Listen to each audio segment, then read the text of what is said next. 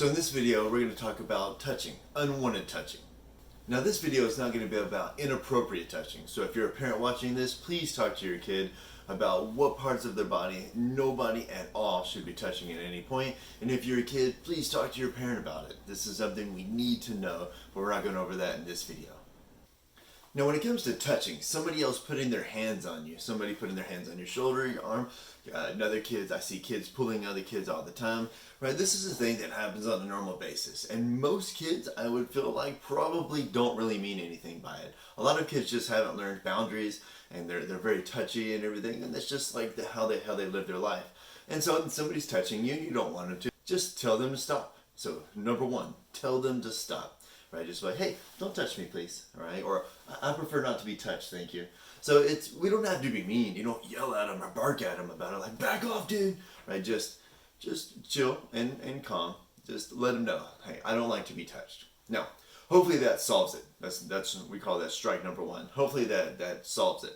Hopefully they leave you alone, they stop touching you and everything. Even if it's your best friend, like let them know that is your body, belongs to nobody else.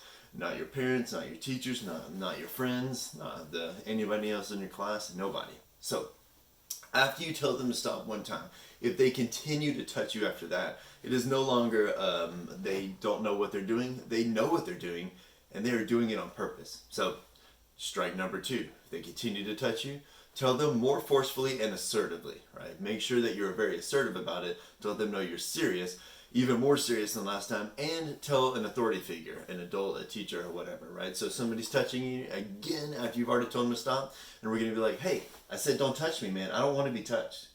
And then we go tell the teacher, the authority figure, Johnny keeps touching me, and I've asked him several times to stop touching me, but he keeps happening. All right, so now the adult in charge knows, or the authority figure knows. You've already told with more authority or more assertiveness now. Also, if you're a kid, whenever you get home, you should also talk to your parents about it. Because if your parents know what is going on at school, boom, they're going to be way more on your side, and it's going to be a lot easier for them to process what's going on. They can even help you what to do next. Now, let's talk about strike three. Now, I would like to say that all authority figures are willing to help you, are able to help you, but they're not. Sometimes teachers can get overwhelmed at school. And sometimes they're kind of worried about all the requirements that they're supposed to follow, and they're worried that maybe they can get in trouble. So some teachers won't help you, and some teachers are unable to help you. So what do you do as a kid if somebody keeps touching you? You've asked them or told them multiple times to stop, and then they continue to keep touching you, and the adult in charge that knows what's going on is not helping you out. So this is one of those things that you need to talk to your parents about. So if you're a parent, talk to your child about it. If you're a child, talk to your parent about it. Know what to do ahead of time. Now, here's some suggestions here. So number one, I've had parents tell some of my students, the kids, that if it keeps happening, the adult's not helping you, to stand up on your chair or your desk.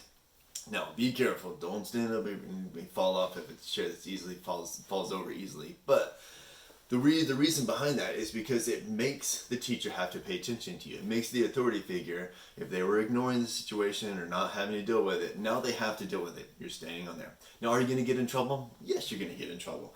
By the school, not by your parents. So who really cares, right? Your parents are going to be like, hey, they did what they were supposed to do. They did what I told them to do, as this person keeps touching them, and nobody's helping them. You're helping yourself, right? Now, I've had other parents tell their students to stand up and walk out of the class. Go straight to the principal or vice principal or whoever that they trust in the school. Right? Again, are you going to get in trouble? Yeah, you walked out of class. But you're in trouble with school, not in trouble with your parents. So again, who really cares? Right? Now, other parents have told them to strike the other kid. Right? So if that kid keeps doing it, they tell your teacher's not there, then you have to stand up for yourself and strike the other kid. Now, realize you're going to get in a lot more trouble that way and everything. Again, if it's what your parents wanted you to do, then it's up to your parents on that one. So, kids, don't do anything that I've said on here until you talk to your parents, because your parents are the only people in your life that are always going to be on your side. So if you get in trouble and you did what your parents wanted you to do, then you're not in trouble with your parents.